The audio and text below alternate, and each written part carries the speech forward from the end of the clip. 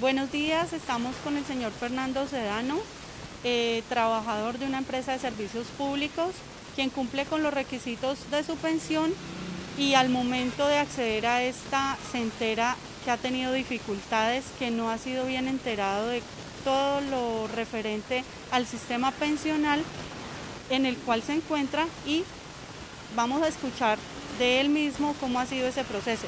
Fernando, ¿hace cuántos años estás trabajando y cotizando para pensión? Bueno, muchas gracias Isa. Llevo aproximadamente 35 años cotizando para pensión en varias entidades del Estado. Yo estuve primero que todo en la nueva en el Seguro Social. Cuando se tomó la determinación del gobierno de acabar con ellas en la cuestión de pensiones, pues fuimos visitados, abordados por la gente de los fondos. Y quiero manifestar pues que me siento engañado porque eso fue de una manera muy informal. Lo único que nos dijeron era que la nueva EPS se acabaría y que ellos a nosotros nos ofrecían esta vida y la otra, que era buena remuneración, que íbamos a tener la plata cuando quisiéramos y que era mejor. Entonces pues no hubo más explicación y pues, aprovechando el momento de todas estas cosas, pues uno fue firmando. Pero nunca se nos citó a una inducción, los beneficios por escrito, no, es decir, no hubo nada de citación, una explicación más explícita para nosotros poder pues hacer nuevamente a estos fondos. Entonces yo sí me siento engañado en este tema. Y cuando fuimos a averiguar qué pasa con la liquidación que podemos quedar nosotros de la, de la pensión, nos vienen saliendo que por ahí con 1.200.000, 1.300.000 pesos, que es algo injusto. ¿Cuánto es su salario actual? Mi salario actual son casi 3.900.000 y quedar uno prácticamente con un mínimo después de tantos años. Y en el mismo dilema está mi esposa, que también lleva varios años detrás en el tribunal y le salieron con el mismo cuento. Entonces no es justo, que uno viejo ya pensiona es para la salud, para comprar los medicamentos, para ir al médico, porque este sistema de salud es perverso. Si uno se pone a esperar una cita 6 meses, pues no, primero se lo acaba la enfermedad con uno. Entonces son los ahorros de uno para tener un bienestar mientras llega el momento de irnos. Entonces yo sí quería manifestar esto y lo he manifestado a través de todos estos años. ¿En qué proceso se encuentran ustedes ahorita con el fondo de pensiones y ya a puertas de la pensión inminente? Nosotros demandamos por intermedio de unos abogados de Cali y en este momento ya se encuentra radicada la demanda contra Colfondes para el regreso a Colpensiones. Por la cuestión de la pandemia, pues se ha demorado más porque los juzgados están muy lentos, no ha habido mucha citación y estamos esperando la primera cita con el juez y esperar a ver qué sucede, que ellos definan. Muchas gracias. Ese es el punto de vista de una persona que ha cotizado toda su vida, que tenía una expectativa de una pensión que le brindara una dignidad para su vejez y pues se encontró con algo completamente diferente. Muchas gracias. Muchas gracias, Isa. Que estés muy bien. Estamos con la doctora Diana Janet Guerrero, abogada especialista en Derecho Administrativo y Seguridad Social. La doctora Diana Janet nos va a colaborar con una información muy precisa, puntual, basada en su experiencia en el litigio, en lo relacionado con las reclamaciones a fondos de pensiones y reclamaciones de los derechos de los cotizantes en el Sistema General de Seguridad Social. Doctora, ¿cómo considera el sistema general de pensiones colombiano con relación a los modelos o sistemas de otros países? Bueno, primero que todo tenemos que dejar claro que el Sistema General de Pensiones de nuestro país es una copia, como la mayoría de las cosas, en este caso de Chile. Con el fin que fue creado el Sistema General de Pensiones en Colombia, es bueno comparado con el de otros países, porque lo que quiso este país es tener una cobertura amplia también hacia la parte familiar. pero desafortunadamente para nosotros, con ese buen fin que se creó, el sistema en este momento no es viable. Primero porque nosotros tenemos la edad de pensión comparado con otros países más baja, igual que Brasil, y segundo por querer ampliar esa cobertura. ¿Es el derecho a la pensión un derecho fundamental?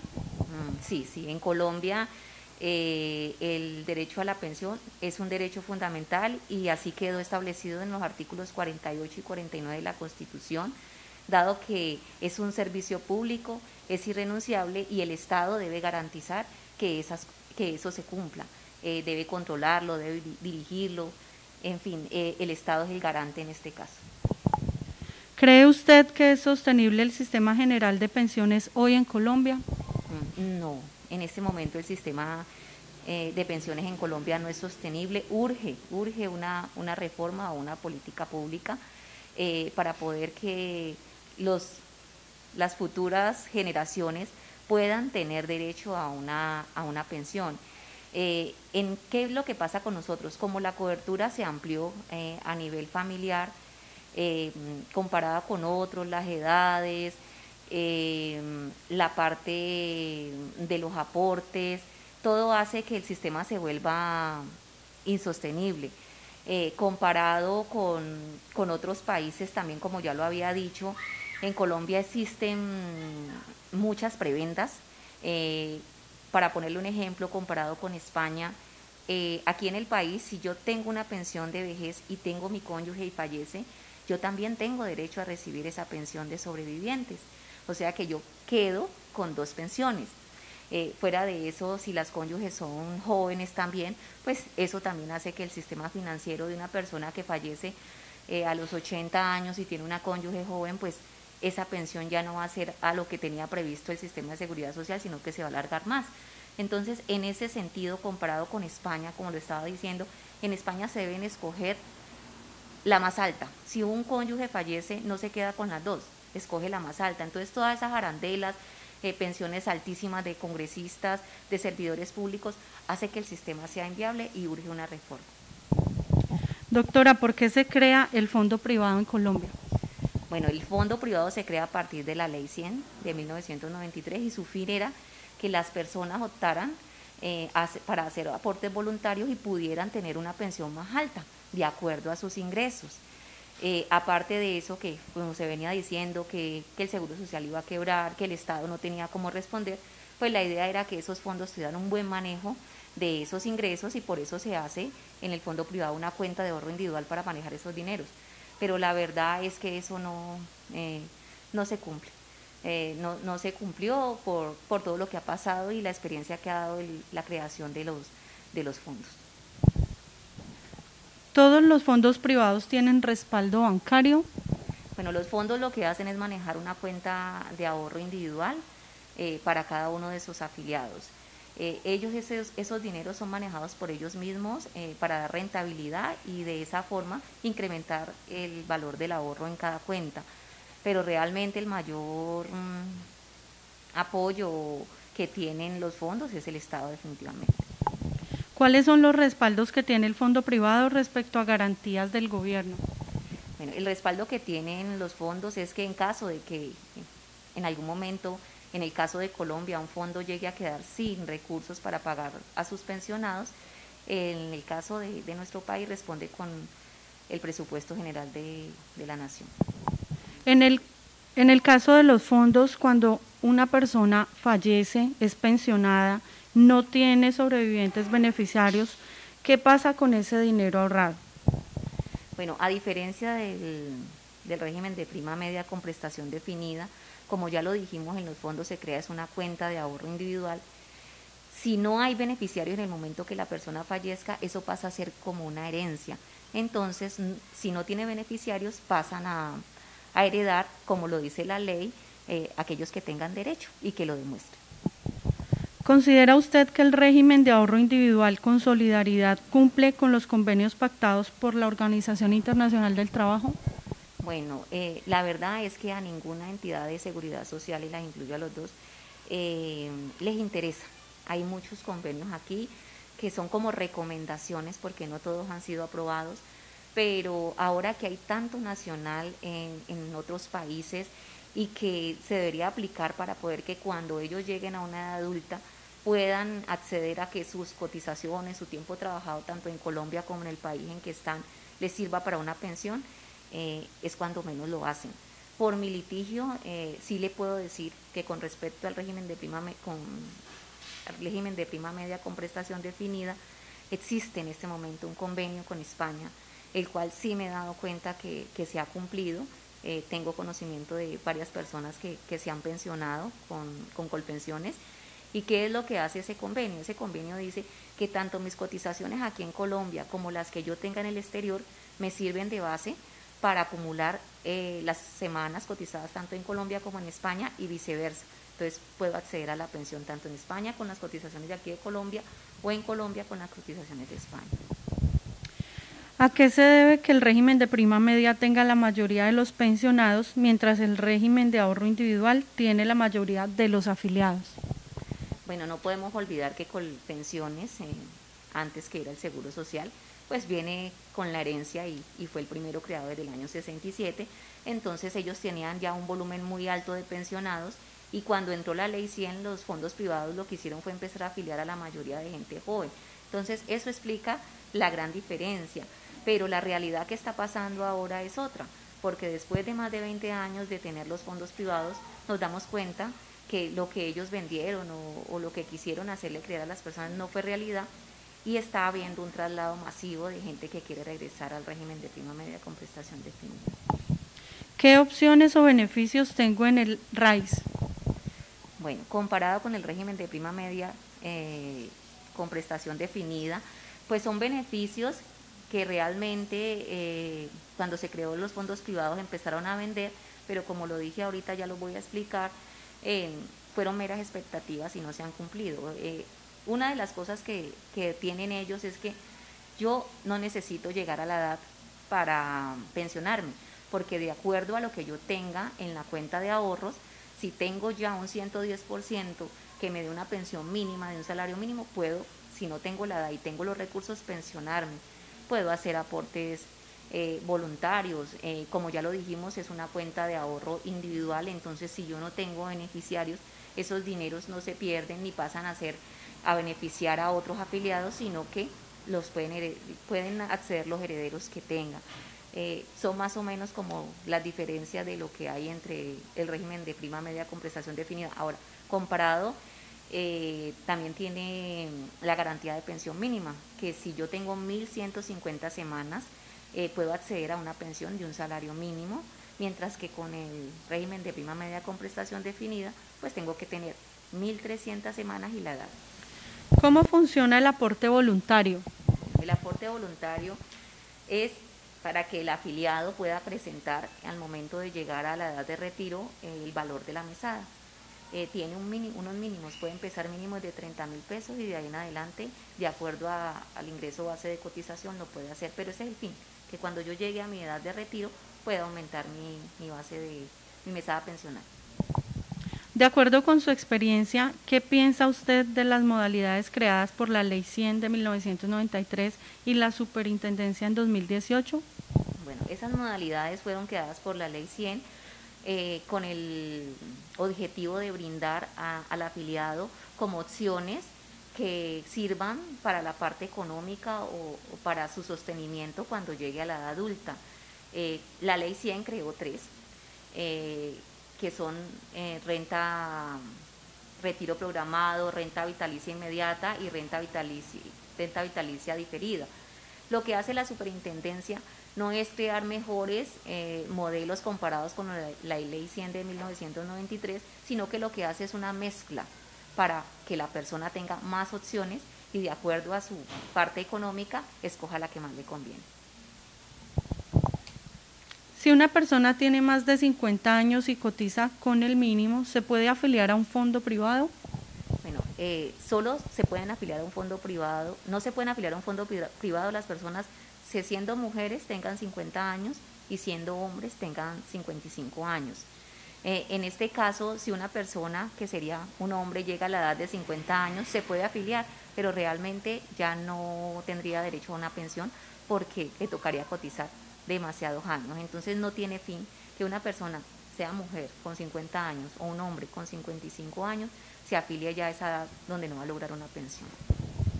Doctora, de acuerdo a su experiencia, ¿qué recomendación le da usted a los trabajadores que en este momento estamos en el régimen pensional colombiano, que anhelamos tener una pensión, que anhelamos tener una vida digna en nuestra vejez, con respecto a nuestro régimen, cuál escoger, en cuál estar, cuáles son las bondades? Y con su experiencia en el litigio, con muchos pensionados que tenían esa expectativa cuando iniciaron su vida de aportantes, ¿cómo ha sido esa experiencia y qué tiene para contarnos al respecto?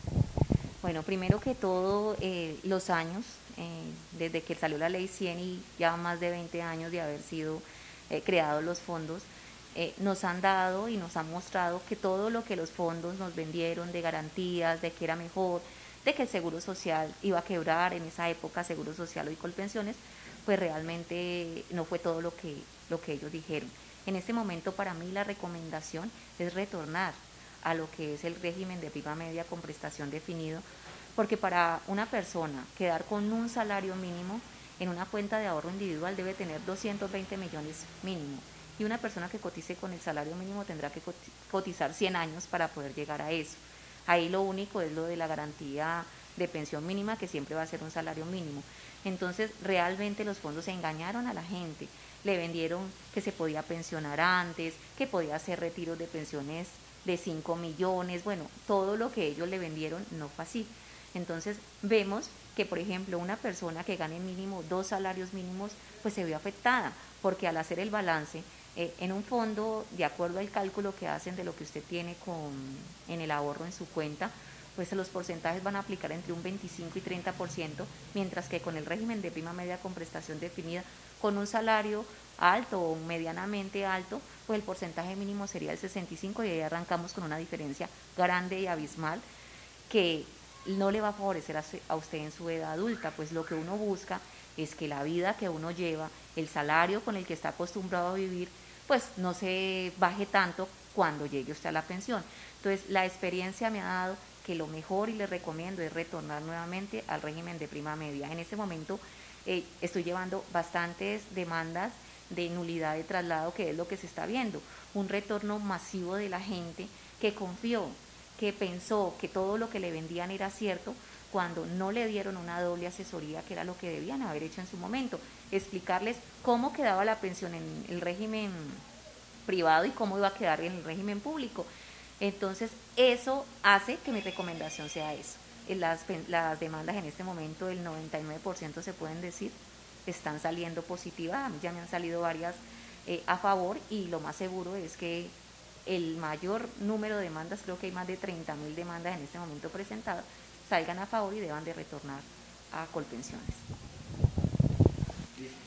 Doctora, ¿qué pasa en el momento que la persona sale favorecida con una sentencia tras el proceso de demanda para retornarse al régimen de prima media por no estar de acuerdo con lo que le han ofrecido? Hablamos de las personas de 62 años hombres, 57 años mujeres, que se acaban de enterar que su pensión no era lo que esperaban, que no recibieron la doble asesoría en el momento de afiliarse al fondo privado, y les sale esa sentencia a favor. ¿Qué ocurre? ¿Qué trámite administrativo se surte para cumplir con esa sentencia?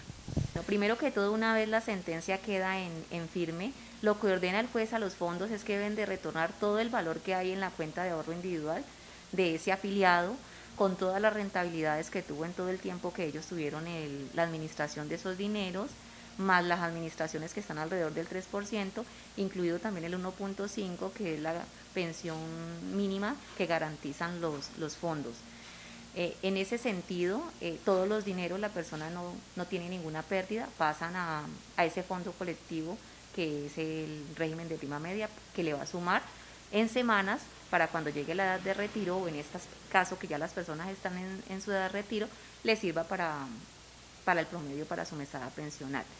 En el caso de los fondos, cuando la persona voluntariamente desea pasarse del régimen de prima media con prestación definida a un fondo privado, Aquí es diferente, aquí es donde surge el bono pensional, que normalmente en los casos de cambio del régimen de prima media con prestación definida al de ahorro individual con solidaridad, es el bono tipo A.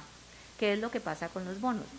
Todo lo que tenía la persona cotizado, que se traduce en semanas en el régimen de prima media, se emite un bono, pero ese bono solamente va a quedar, eso es un título valor redimido en la cuenta individual de ahorro de la persona cuando llegue a la edad de pensión o cuando ya tenga derecho a la pensión. Muchas gracias. Esperamos que esta información sea de mucho aprovechamiento por parte del grupo. Muchas gracias a la doctora Diana por su tiempo, por su dedicación y por lo que hace por los futuros pensionados. Gracias a ustedes por tenerme en cuenta.